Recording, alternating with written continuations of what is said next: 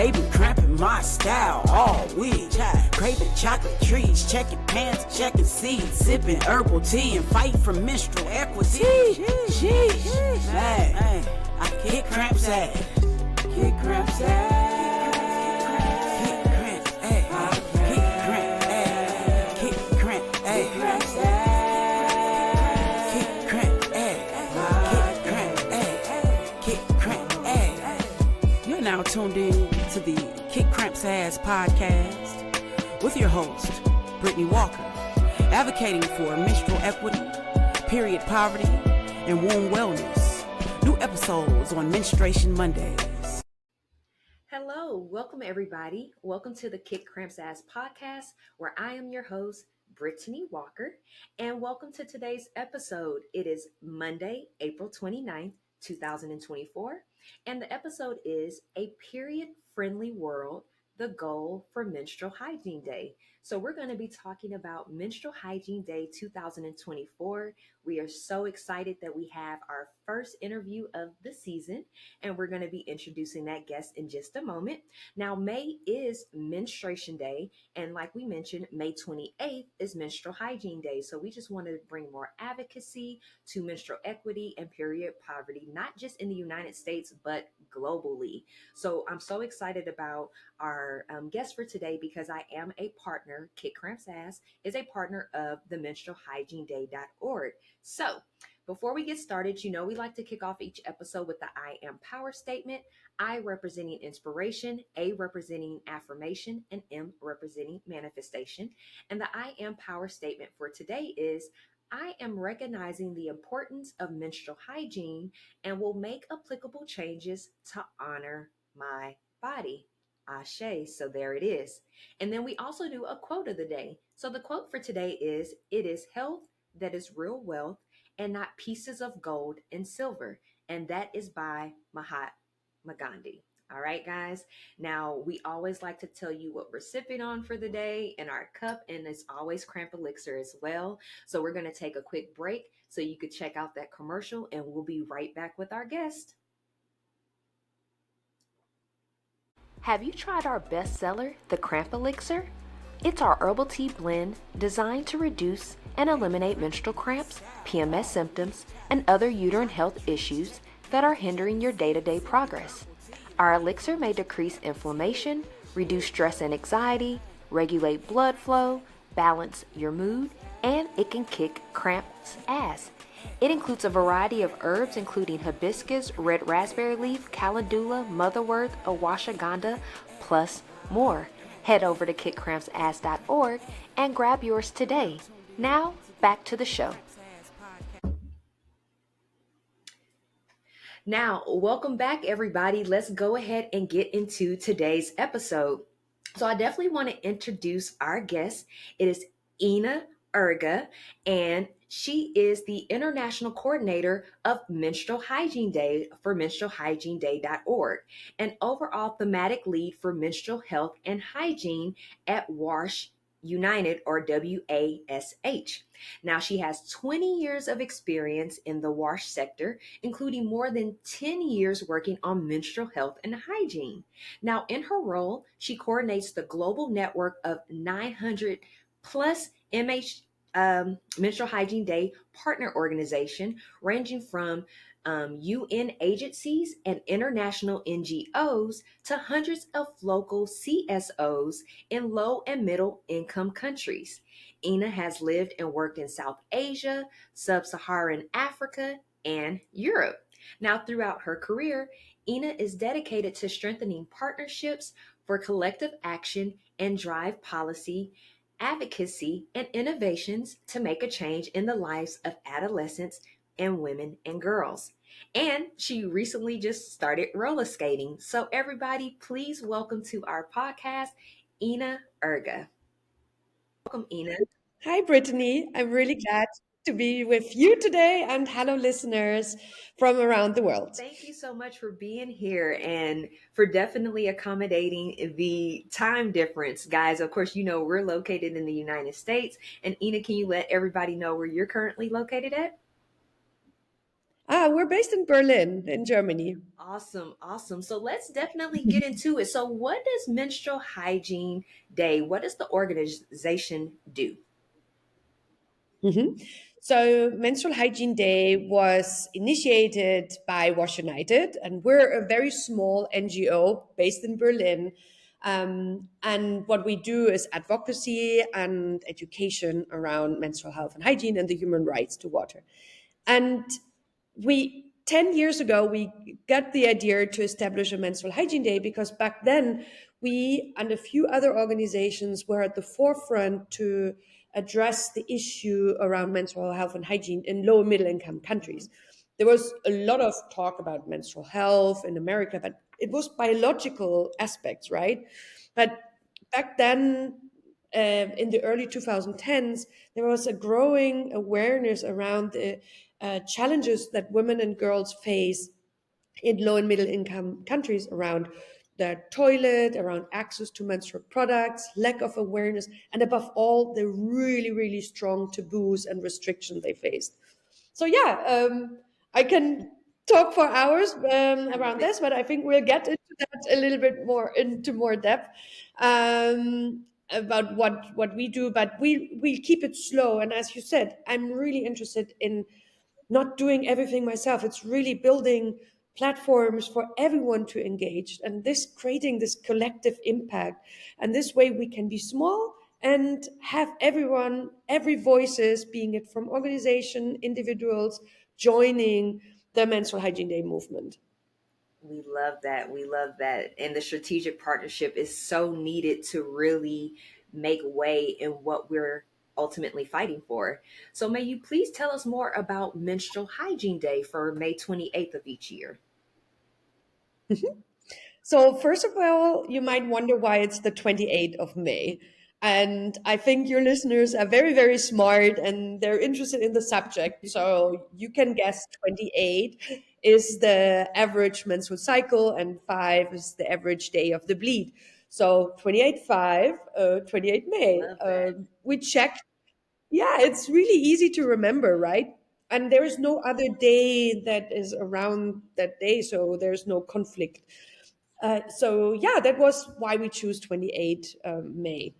And an awareness day is a fantastic opportunity, as I said, for everyone to engage. It's really spotlighting an issue and zooming in. It is an opportunity for media to report on this.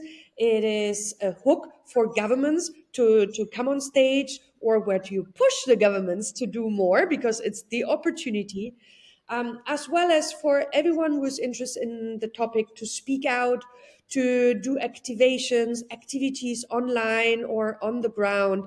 And yeah, it doesn't, of course, shouldn't stop with Menstrual Hygiene Day, and it should be all year round.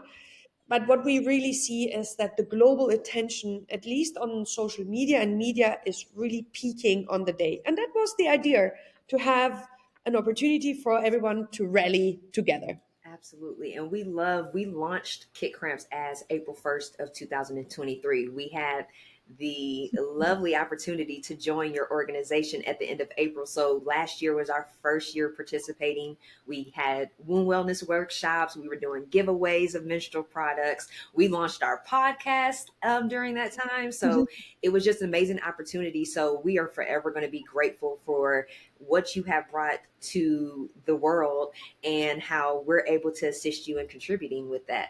So, moving forward, what is the theme for this year for 2024 MHA Day? Yeah, but first of all, Brittany, I just wanted to say we're also grateful for you and all the partners. So by now we have more than 1,000. So it grow yearly, and it's really what makes Menstrual Hygiene Day. It's not us. I mean, we're more like a conductor. It's really a platform for organizations to engage, and we likewise. It's everybody profits, right? If we're loud together, everybody profits. So we're grateful for every contribution and every partner joining the day and the celebration. So yeah, coming to your question, this year is a very special year. It is a 10 years anniversary, and for that, Yeah, it's also you're celebrating a first, we're celebrating 10. I love that. So the when we thought about the theme for this year, and we had to look back and we wanted to look forward as well, what you do on an anniversary, the idea was that let's look at the things that unites us all. Let's look at the goal that drives us forward. And in a nutshell, how to put this in a nutshell. And that's why the slogan for this year is Together for a Period Friendly World, with the hashtag Period Friendly World. Because ultimately, this is what we really want to live in. And this together really shows that it's not that is first of all we as the Menstrual Hygiene Day movement, but it also needs everyone, boys, men, governments, media, to come together to fight for this period friendly world and to achieve that. So yeah, that's the theme of this year. Absolutely love it. Love it. And I love all of the content and everything that you created for the campaign for the partners is just amazing. So, what do you feel like is the importance of unifying together for a period friendly world? Hmm. Yeah, the as I said, like it's like a choir. You can compare it to a choir. So being together, using the same hashtag, for example, or the same message, and just the Menstrual Hygiene Day logo is like a choir that sings in unisono, and that is a much more louder and coherent voice that it's heard outside. If everybody does something on their own, it's a bit of a dissonance, right? So the more we sing and the voice, and it's really simple. It's just using the hashtag or the logo, so everybody is part of this campaign. It is much more effective. And in this way, local partners like you or individuals, you're part of something global, and the global really can show that there's a really worldwide movement of individuals and organization being there together. And this is something so powerful and impactful, and is really what a global awareness day can achieve. And regarding the period friendly world, I just want to say that it's individual for everyone. And that is also the beauty of it. I think it is a really conversation starter to come together to discuss and exchange what means a period friendly world to you. For example, for me, it could be like from we need more funding for menstrual health and hygiene, but it could also be very individual. I want to live in a period friendly world where I don't have to suffer from period pain anymore. Or it could be we want to see a period friendly USA where period products are available in all schools, institutions, and so on. So it is really a conversation starter, and making sure and listening as well. Absolutely, absolutely. And to add on to that, my version of a period friendly world, like you said, not only having available products, but also the availability. Like if you're a full time worker, being able to understand you might need time off, that you might understand that your employee might be going through some mood changes right now, just being more cognizant and aware of this is not a taboo. This is something that people deal with every single day. So we're just going to take a small break, insert this commercial, and guys, we'll be right back in just a few moments. Now, navigating to our resource center, we want to give you guys access to all these complimentary resources that we have available for you. We have our blog, book suggestions, our menstrual blood chart, exercise moves to kick cramps ass. We have recipes. We have reports. We have research studies that helps to prove how holistic approaches assist with achieving wound wellness. We have wellness tips, wellness referrals, so business organizations and individuals that we would like to refer to you that are our strategic partners, wound terminology. Maybe there's some wound options that you're not aware of. This can help you out. And lastly, yoga moves to help you kick cramps ass. Feel free to take advantage of this complimentary resource. All right, guys, now back to the show. Welcome back from the break, everybody. So let's keep the episode going. So, Ina, what influenced you to actually establish MHA Day? Was it something beforehand that happened in your childhood or your adult life? Do you have a specific reason what empowered you to move forward with MH Day? Mhm. Yes, so it is actually part of my professional and private experience. So in 2012, we did a campaign in India, which was a moving circus across different states in India. And there we worked on the taboo of sanitation and hygiene, and we brought in menstruation. And the government was so opposed to this issue because it was such a taboo in Mhm. India. But when the government saw how much interest women and girls had in the menstrual hygiene lab that we set up there together with a partner, and then the results were the government switched and suddenly saw the need. And we ourselves saw this is so impactful if you show the real need and challenges of women and girls. Even government can turn over this taboo. And likewise, on this journey, I myself had a period, like my period, obviously, and it was in India. And suddenly, I could experience this, how difficult it is for me to go through the dark, in the dark, through a field to a toilet, and then I didn't know where to. Put in my used menstrual products because there was no disposal and many male people around. So personally, I experienced how challenging this is, even as a privileged Western girl. So coming back then to Germany, we made a small social media campaign with a few of the partners, and then we came up the idea we want to do this more long term. We want to bring in, we meant to make it bigger. We want to really have everyone able to join. And that's why the idea of a awareness day came. And we asked around of some of the organizations back then that were active if that's a good idea. And we also thought, do we need to ask the UN if it's need their permission to establish a day, and actually it's not needed, so we just moved ahead. And back in 2014 we had 89 partners who supported the day. And as I said, now we're more than 1,000. Back that day, we no, we had 150 partners. Sorry, I have 150 partners. Back then, there were 89 media articles that we were able to collect globally, and last year we had more than 17,000. So you could really see how the small idea and crazy idea that we had back then has really grown into a full-fledged movement. Love this. I absolutely love the passion behind it. So, what does menstrual equity and period poverty mean to you? Mhm. Great question. So I think we talk always about different terminologies, and this is uh, sometimes so confusing. Like, do you use menstrual hygiene? Do you use menstrual health and hygiene? Do you use menstrual equity, period poverty? And yeah, there are and menstrual dignity, and yes, there are nuances in what it actually technical means.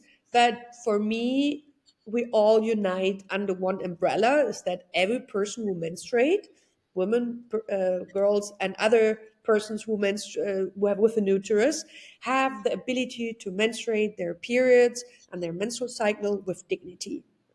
And I think that's what unites us all. And the elements that are important for this, being it products, period friendly toilets, no taboos, access to information and education, yes, this is all there. But the ultimate goal is safe dignity, safety, and health. Absolutely love that. I love your perspective on menstrual equity and period poverty. I always like to hear what do people think about this because it's we all think differently, but ultimately it's all about unification, make sure we have equality, make sure we have education products, and I love that. So, moving forward, we've been Yeah. talking about the Yeah, and I just I could talk for on this. So, for example, if you're not comfortable with the term menstrual hygiene, just call it MH Day, and then say on MH Day we fight for menstrual equity. So that's totally fine. Is as long I think your audience understands what you talk about, or when you, not, I mean you now as the audience, when you want to get on the stage and talk about, if period poverty is the term that you love best and you want to fight for, it's also fine. So it's, yeah, as Brittany, yeah, it's what unites us all, is the global vision and period friendly being living in a period friendly world. I love that. I love that. Now, we've talked about the UN a couple of times, and for those of you who don't know, the UN is the United Nations. So they actually have something called Sustainable Development Goals, which is something I abide by. And business plan, mission statement, values have been centered around these goals. So, in an effort to contribute to the United Nations Sustainable Development Goals, what does MHAday.org hope to accomplish by 2030? Mhm. Yeah, so again, like unfortunately, if you're interested in the UN Sustainable Development Goals, they're really a global framework around 17 goals, on different issues. And the foundation of these goals is to achieve dignity for all. And this is then subdivided into different themes. Menstrual health and hygiene is unfortunately not directly present in any of these goals, but it is really a predicament to many of those, being it like the number 6, which is water and sanitation, or being it number 4, which is education. And then there's a goal on gender equality. And again, gender equality is not being able to achieve without good menstrual health and hygiene. There is a goal on sustainability. So looking at sustainable products or sustainable production, and partnerships. So it is not explicit. So what we would like to achieve is, by 2013, is that many of the related goals are progressing.